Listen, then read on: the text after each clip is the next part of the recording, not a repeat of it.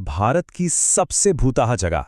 जब भी ये बात होती है तो एक ही नाम जहन में आता है ना, भानगढ़ किला। तो चलिए आज इसी जगह के पीछे छिपे सच को जानते हैं।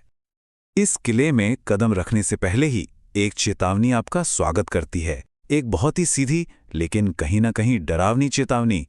सूर्यास्त के बाद प्रवेश वर्जित है।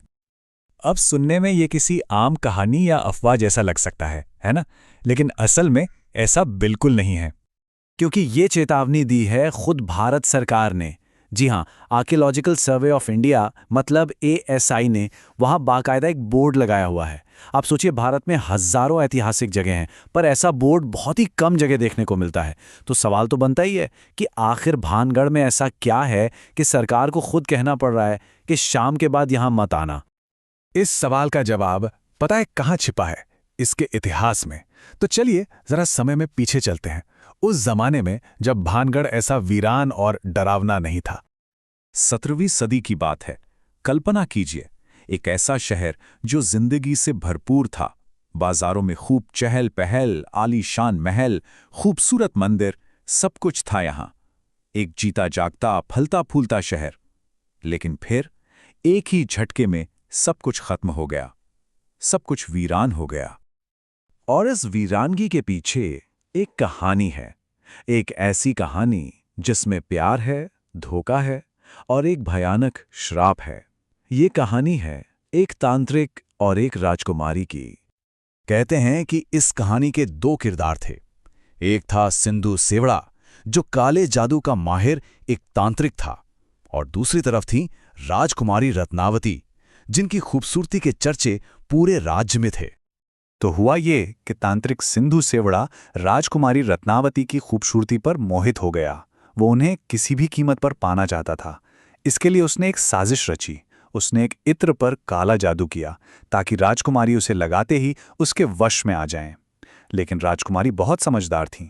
उन्हें उसकी चाल का अंदाजा हो गया और उन्होंने वो इत्र की शीशी पास पड़े एक बड़े से पत्थर पर फेंक दी। और बस फिर जो हुआ वो किसी ने सोचा नहीं था। वो पत्थर सीधा तांत्रिक की तरफ लुढ़कने लगा। इससे पहले कि वो पत्थर उसे कुचल देता, उस तांत्रिक ने अपनी आखिरी सांसों के साथ भानगढ़ को एक श्राप दिया। एक ऐसा श्राप जिसने सब कुछ बदल दिया। उसने कहा, भानगढ़ बर्बाद हो जाएगा, यहां कोई जिंदा नहीं बचेगा। एक मरते हुए तांत्रिक का श्राप क्या ये सच में असर कर सकता है? चलिए देखते हैं कि इसके बाद भानगढ़ का क्या हुआ। कहते हैं कि उस श्राप के कुछ ही दिन बाद पड़ोस के राज्य से जंग छिड़ गई। उस लड़ाई में भानगढ़ पूरी तरह से तबाह हो गया। शहर उजड़ गया, वीरान हो गया, और जो लोग बच गए वो भी एक एक करके रहस्यमयी तरीके से गायब होते चले गए। बिल्कुल वैसा ही हुआ जैसा तांत्रिक ने कहा था। उसका श्राप सच हो गया था। तो ये तो थी वो कहानी जो सदियों पहले खत्म हो गई। लेकिन भानगढ़ का रहस्य वो आज भी जिंदा है। आज भी वहां ऐसी ऐसी बातें होती हैं जिन्हें सुन के यकीन करना मुश्किल हो जाता है। जो लोग वहां जाते हैं या आसपास के गांव में रहते हैं, वो कई अजीबोगरीब चीजों के बारे में बताते हैं। जैसे रात के सन्नाटे में किसी औरत के रोने की आवाजें आना, मंदिरों के पास से गुजरते हुए ऐसा लगना जैसे कोई साथ चल रहा हो, बिना हवा चले दरवाजों का अपने आप खुलना और बंद होना। और ये तो कुछ भी नहीं, लोगों के मोबाइल फोन और कैमरे भी वहां जाकर बिना किसी वजह के काम करना बंद कर देते हैं। लेकिन उन लोगों का क्या जिन्होंने हिम्मत दिखाई या कहें कि बेवकूफ़ी की और रात में वहां रुक गए? सुनने में आता है कि जो भी रात में वहां रुका उसके साथ कुछ अच्छा नहीं हुआ। कुछ लोगों का तो दिमागी संतुलन ही बिगड़ गया। कुछ लोग ऐसी अजीब बीमारियों का शिकार हो गए जिनका कोई इलाज नहीं मिला। और कुछ लोग कहते हैं कि वो वापस तो आए पर फिर कभी पहले जैसे नहीं रहे। इसीलिए वहां के लोग सीधी सी बात कहते हैं, जो रात में गया वो पूरा वापस नहीं आया। लेकिन एक चीज है जो इन सब कहानियों से ज्यादा डराती है। एक ऐसा सबूत जो आज भी वहां मौजूद है और जिसे कोई भी जाके देख सकता है। भानगढ़ के किसी भी घर पर छत नहीं है।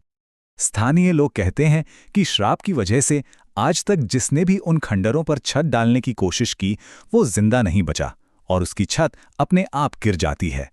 ये कोई सुनी सुनाई बात नहीं, ये एक ऐसी हकीकत है जो वहां के वीरान घरों को देखकर साफ समझ आती है। तो आखिर में एक ही सवाल मन में आता है, अगर सदियां बीत जाने के बाद भी वहां कोई छत नहीं बना सकता, तो क्या इसका मतलब ये है कि उस तांत्रिक का श्राप आज भी जिंदा है? क्या वो आत्माएं आज भी वहीं हैं?